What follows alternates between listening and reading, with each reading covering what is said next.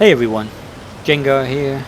Welcome to the fifth episode of Jabber with Jengar, in which today I have for you an update on my baby, work, the channel progress, on my squadron, and something I did to improve that. We're going to have the big patch 1.59 debate about air, of course. As you know, I don't fly tanks. And at the end we'll have a little Q&A of some questions I thought worth answering to all of you guys. First of all, the baby, of course. This has made a huge change in my life, as you know. The people of you who have a baby or children themselves will know what I'm talking about. You guys who don't, you'll get there. Just you wait and see until you get your first child. It is a fantastic experience, I have to say. It's the ultimate pet. Oh man, it keeps you busy, let's say that. Before I got him, I used to fly like many hours in game, and I got about 3,000 kills, between 2,500 and 3,000 kills per month. Right now I get about 250 to 400 kills a month. I fly a little bit more RB, so that is not completely correct, but I think at least 6 or 7 times less that I spend my time in game than it used to be. So huge change in that sense for my flight time. But oh well. On the work front, everything is pretty cool, except that one of my favorite co-workers, which has become a personal friend over the years, has gotten demoted, and that has put a real big dent in my work pleasure. You know, you work with managers and you don't have the say. You are not in charge, and that can be very annoying when decisions like these are made. But yeah, that's also an oh well, there's nothing you can do, you know. The more I live life, the more I realize I have no control. It is true for when the baby came and what that did to my habits and all that stuff. And it's also true for this decision my manager made. Life happens, you have no control. It just presents you with events, it presents you with experiences, and you deal with them as you go, as best you can. But don't have the illusion you have control over your life, because you don't. What we do have to do though is make money in this world, because our world is made and built on the cash system, and to live in our world you have to make money, and for that you have to work. So just like everybody else, I have a job and I'm gonna have to continue it, even though I don't agree with what's happening at my work right now. Oh well, let's focus on things I do have some more control over, or so I think. Even on that I have no control. Channel progress. You guys have given me a lot of support, and like I said, you don't have control over many things. The only thing that I control is my content, the quality of my content, and the regularity of my content. And I make that all as good as I can, as good as possible. And then the channel progress is in you guys' hands. What you guys do with mouth to mouth, not mouth to mouth. You know, when you tell me other guys about my channel, and you spread the word, and you share it, and you like it, and you give me comments on my videos. That is what decides my channel progress, and my channel progress has been fantastic. You know, since I made the last Jabber, we were almost at 1,000 then, and now we're already at 1,600. So what we did in a year, we more than half of that we did now in 3 months. So the speed is increasing, let's say, with which the channel grows, and that is fantastic to see. So I want to thank you all for what you're doing, whatever you're doing for the channel, whether it's just a like, or whether it's a comment, or whether you are recommending the channel to your friends. Everything is appreciated, and yeah, I don't control it, but I do thank you for it. Fantastic, guys. For those of you who didn't know it yet, I have a squadron. I've had it for a long time. In the beginning, when I just started out over a year ago, 15 months ago, I flew out a lot with a friend of mine, a real life friend of mine called Kneus. You saw him regularly in my content as well. We were flying together a lot. We made that squadron for just the both of us in the beginning. And then in October, November, after he had a hiatus from the game, which he does with regularity as well, I decided I wanted to have an active squadron, and I made it available for you guys, for my subs, and it has been available since then. We've had a lot of guys come in. We had some guys who were not really finding ways to interact leave again, but we had more join again. So in the end, after all that time, since October, November, we now have 66 people in the squadron, and it's really starting to gel. We have a lot of activity, we have a lot of squads going on, and yeah, that's been going really well. So cheers for the guys who are in the squadron and who joined us and who are having fun on a daily basis. Fantastic to see. But like I said, I played almost 10 times as much before, and I used to do all the organizing myself, get the squads up and running and stuff like that. No problem, I did have the time for that. But now with the baby, I didn't have time for that. So what I did was, I asked you guys in Discord whether you wanted some officers and who then you thought would be suitable for that job, and you guys gave me feedback on that. And yeah, we went through that process, and now we have 4 officers in the squadron next to myself. So myself and 4 officers.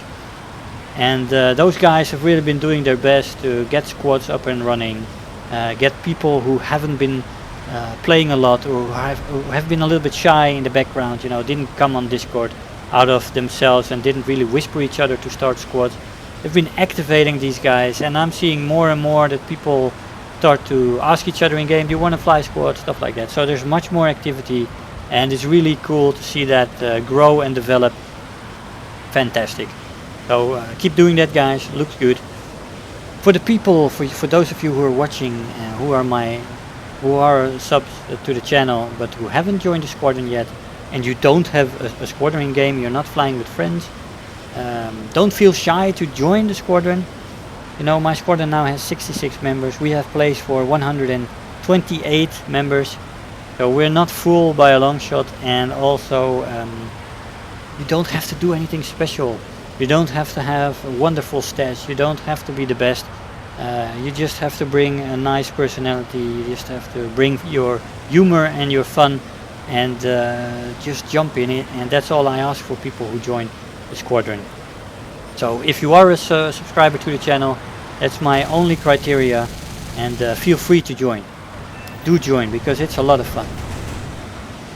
Anyway, with that out of the way, let's go to patch 1.59, my thoughts on it, and I'll throw it out there, and you guys can debate it with me in the comments. Give me your opinions in the comments about this patch, because there have been some good things, but there also have been some things that haven't really worked out as Gaijin planned it.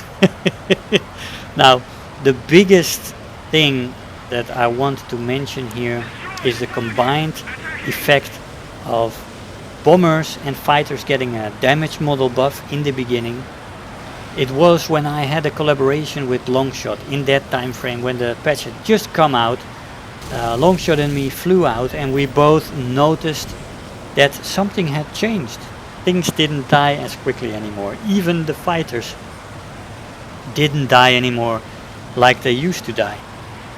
And we both noticed it. We didn't have the greatest flyout that we ever had.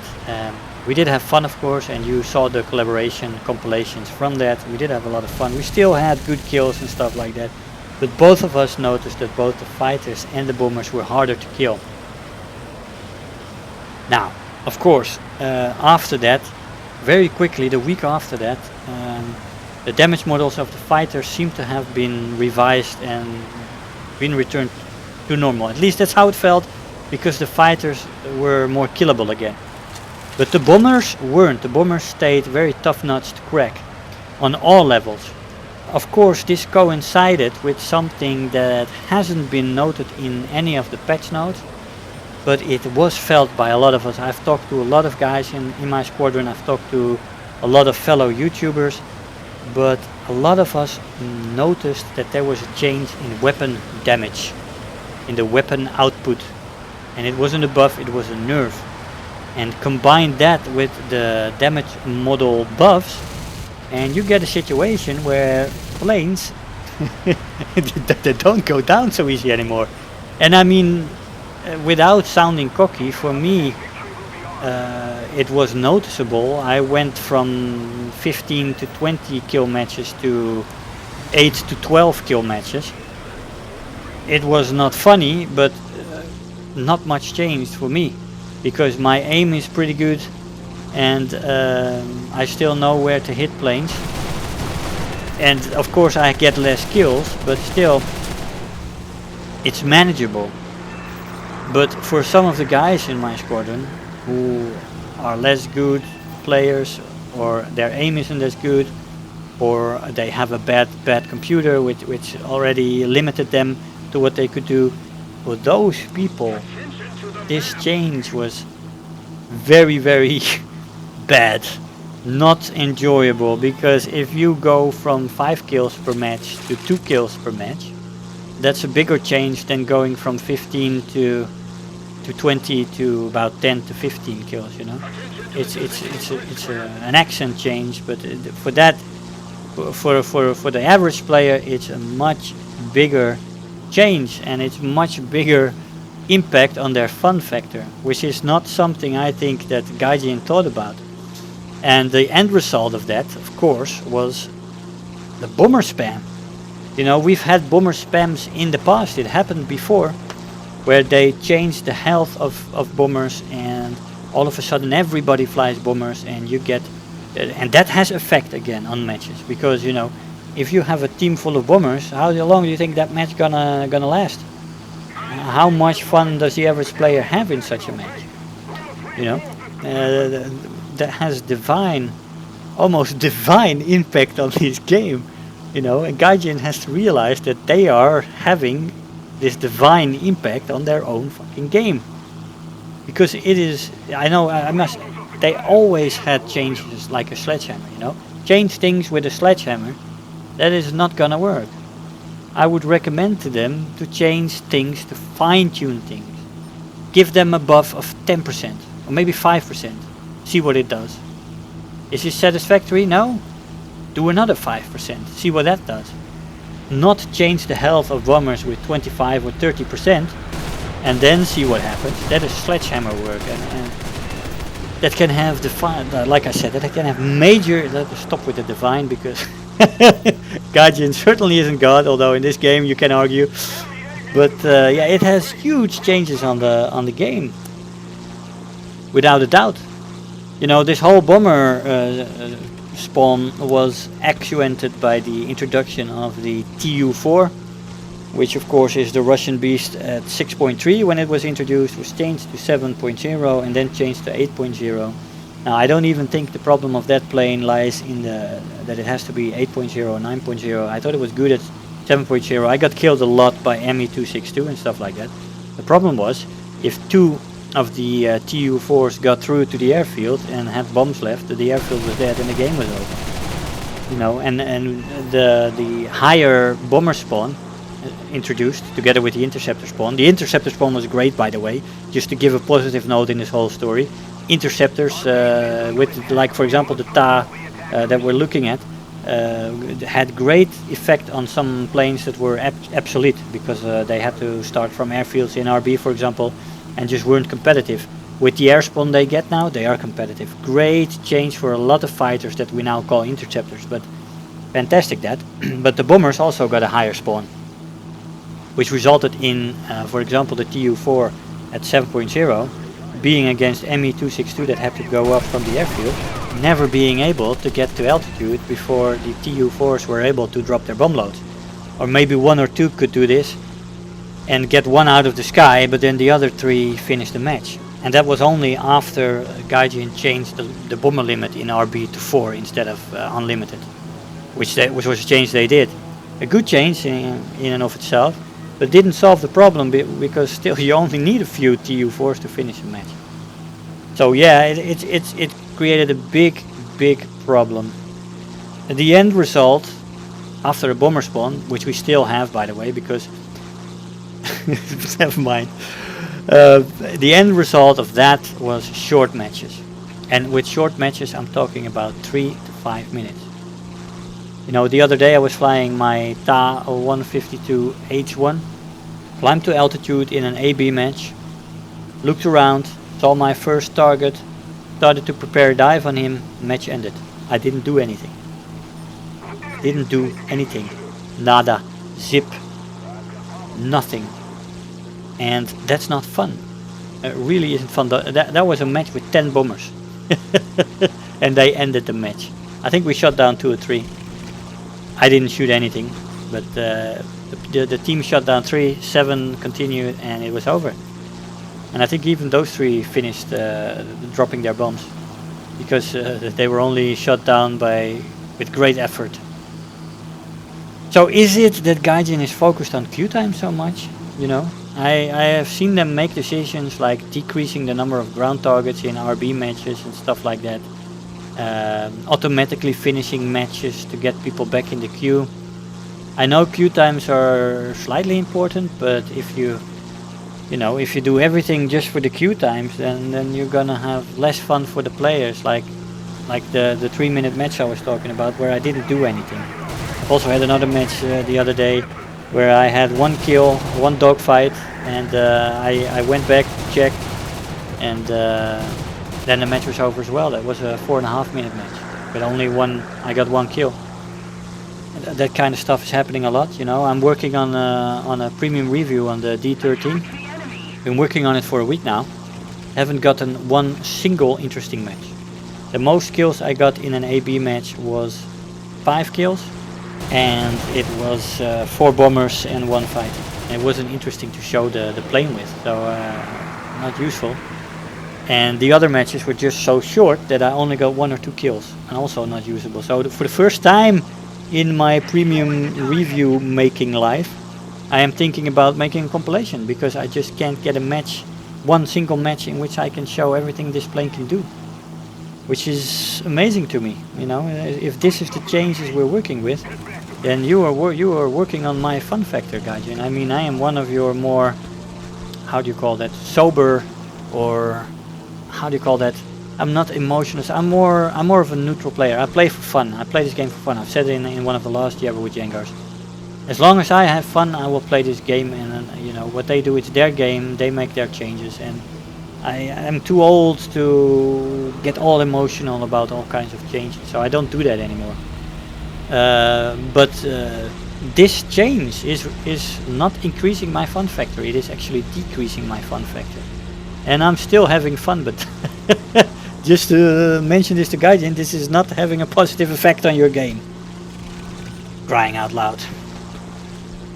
Anyway, for me, I've thought about it a little bit, and you know, and talked about it with some guys, and the solutions are, with a little bit of thinking, it is not very complicated. Are, for example, you can change base and airfield health, or you can increase the number of tickets we start with, so that one run of the TU force doesn't end your match. You know, you can increase the number of bases. You can have a flowing battlefield. You can, like a little bit like enduring confrontations, you can add more columns that add the tickets.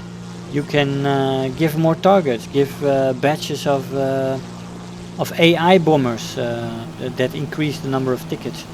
You can find ways to increase your tickets, like little quests we have to do in the match, which will increase the number of tickets I have, which will, for example, unlock a new airfield.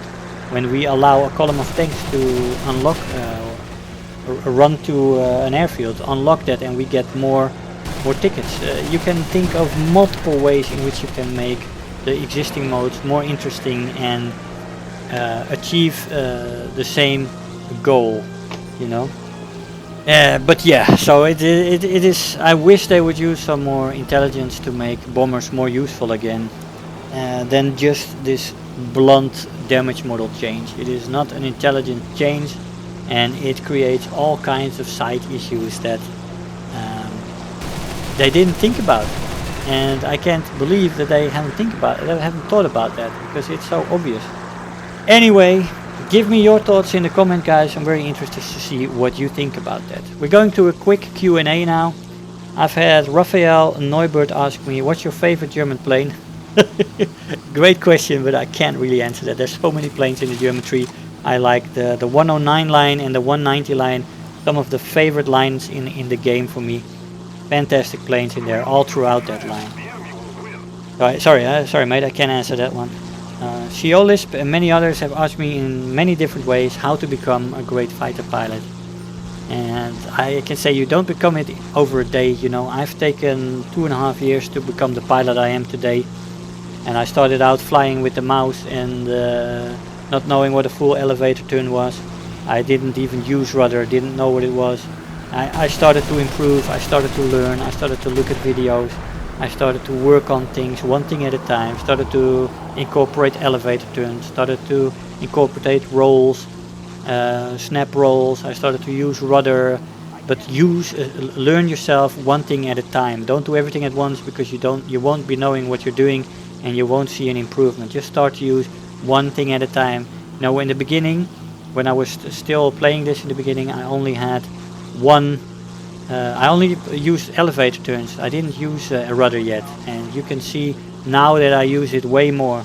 So you really got to do one thing at a time, otherwise you will get into the point where you don't see the effect. Because if you want to do too many things at the same time, you want to learn yourself too many things at the same time, you will mess everything up. And for example, 15 months ago I didn't really use rudder turns yet, and I got 15, 20, 25 kill matches with just using elevator turns. But I had the positioning, the situational awareness and the elevator turns down to perfection.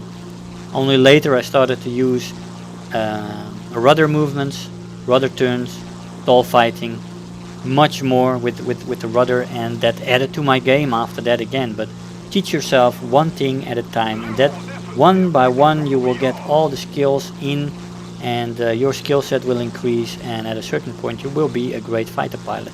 But it won't happen over a day. It takes time, it takes months, it even takes years to become a master of this game. Next question. Christian asked me, how do I join NMY? NMI is my squadron, if you didn't understand that. It's also called Unrivaled, it's called Enemy Unrivaled. NMY stands for enemy. You can call it Enemy Unrivaled or Unrivaled Enemy. That's my squadron. You can look us up in the squadron list. If you type in the tag NMY, you will find us. If you type in Unrivaled, you will also find us. And then you just leave an application and you can join if you're a subscriber to my YouTube channel. And you're welcome to join, guys. Like I said, I will extend the invitation to all you guys. Just make sure you join. Christian has joined by now, and he's been having a lot of fun. And that could go for a lot of you if you don't have a squadron yet. It's a lot of fun to find a squad. Next question.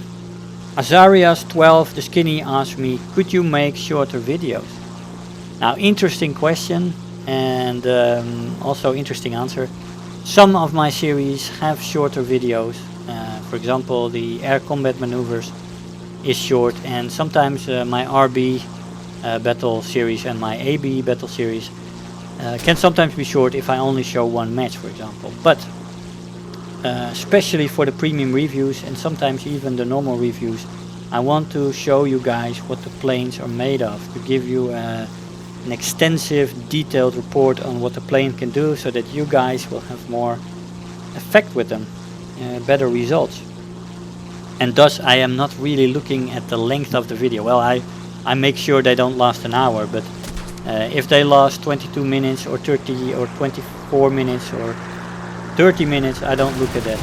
12 minutes, I don't care. I know that a lot of people, especially a lot of the younger people, for some reason have shorter attention spans. Now, not all of you, not to generalize, but they like shorter videos these days. A lot of people who are younger. And it could increase the popularity of the channel, but like I said, I'm not looking at that for making the videos, whether it will be popular or something. I want it to be accurate and detailed, and I want to have enough room to show you the plane in detail. So I wouldn't cut in a match. I just want to show you also what I do, so that you can copy a little bit what I do in your fly style to get to know the plane. Oh yes, Kenny, I'm not looking at time really to deliberately make my video shorter, no. And then the last question I have for you guys was from Tyler Durden, and he said first, man, as a newbie player, your way of flying is just mind-blowing. Thank you, Tyler.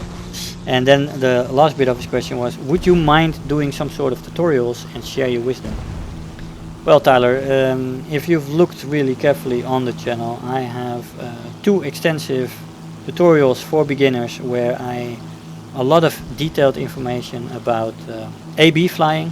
I also have up 2 air combat maneuvers videos, which is a new series, and I will extend on that, of course. I also still have plans to make tutorials for RB, to make tutorials for the higher levels in AB, and I of course intend to have a long series on the air combat maneuvers, so scissors and head-ons and high yo-yos, low yo-yos, all that stuff I want to show you guys, so you guys can teach yourself how to do that more easily.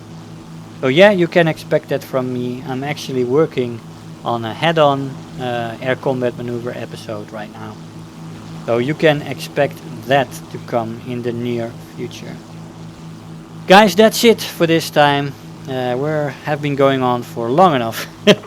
Let me know what you think about the subject, especially the patch 1.59 debate. How have you experienced this patch? Let me know in the comments below. Guys, I hope you enjoyed the episode. I want to thank you all for watching, and I'll see you guys next time. Bye bye.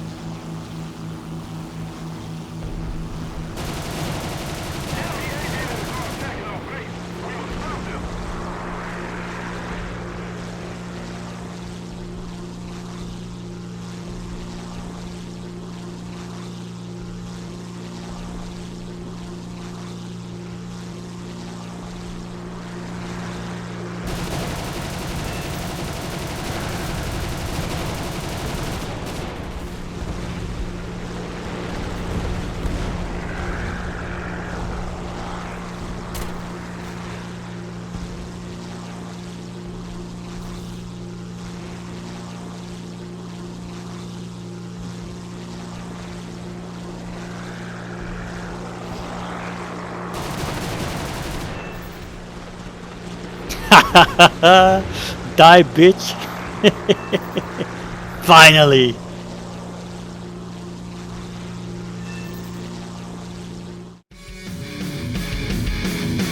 Hey, so I hope you enjoyed the video, that you learned something there. If you are already a subscriber, don't forget to like the video. You know, those likes really make a difference. Do leave me a comment. You know, I always look forward to the comments every day. And if you really feel like helping out today, make sure to share the video with your friends and let them know about the channel. If you're new here, make sure to hit the subscribe button, become part of this community. I really love to have you aboard. Don't feel shy to leave me some comments. I always try to respond to them. So again, I want to thank you all for watching, and I'll see you guys in the next video. Bye bye.